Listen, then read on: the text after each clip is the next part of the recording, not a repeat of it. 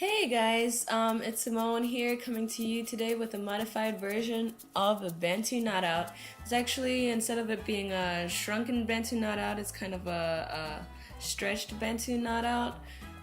So here I just came out of the shower and I washed my hair in these large plaits, about 4 to 5 large plaits, and now I'm separating them and applying my leave-in conditioner. You can use whatever leave-in conditioner you feel like your hair needs.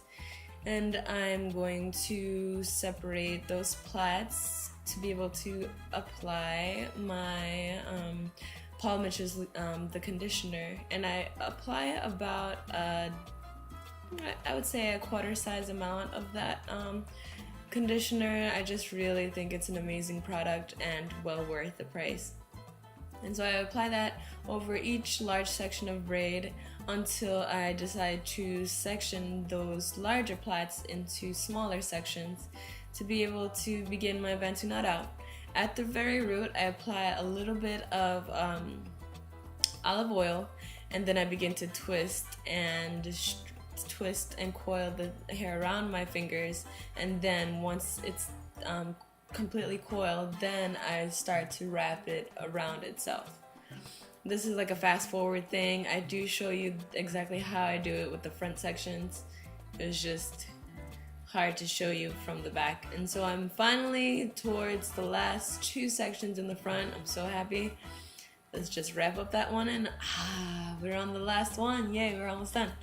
Now you just apply a little bit more of the Paul Mitchell. I detangle with the dipping brush, and then I begin to twist the hair around on my finger till it's taut, and then I begin to twist the hair around on itself. So in this front one you can see a little bit better. And with this style I found that I didn't need any pins or anything to try to hold the Bantu knot.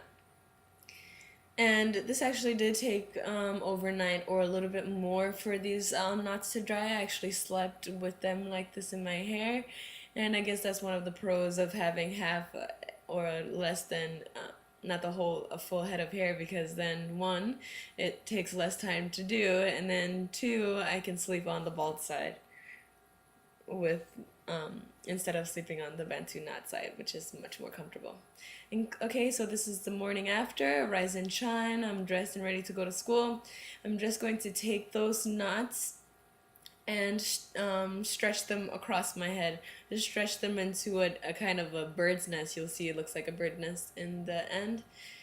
Stretch them out because I don't want it to be a shrunken Bantu knot out. It's just going to be coils, but the Bantu knot is actually what has helped me to gain the length and the curl pattern that I want for this style. And so I actually went about my day with my hair like this.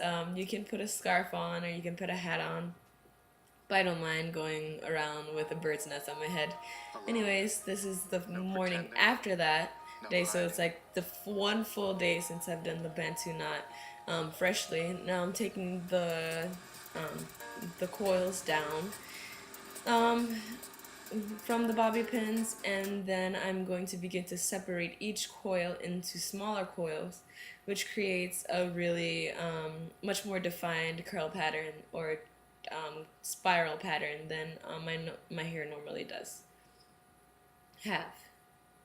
And so I just continue to do that throughout my hair until it's all separated. You can decide to separate it less or more depending on how you feel, but the more you separate it, the frizzier and bigger your hair will be. So I guess I wanted mine to be a little bit frizzy and a little bit big, but still with a pretty defined coil hair pattern. And I did put a little bit of olive oil on the tips of my fingers. You can use whatever butter or oil you decide to help to smooth the ends of this hairstyle. And I got a lot of compliments. I did wear it in the winter time, and I'm sure that it would be a pretty easy style to be able to wear in the summer too. I'm just showing you the results, and yeah, hopefully someone out there tries this modified version of the Bantu knot out, and I hope you enjoyed this video. Thank you so much for watching. I'll catch you guys later. Ciao. Here's a bet. Let me ask you a question.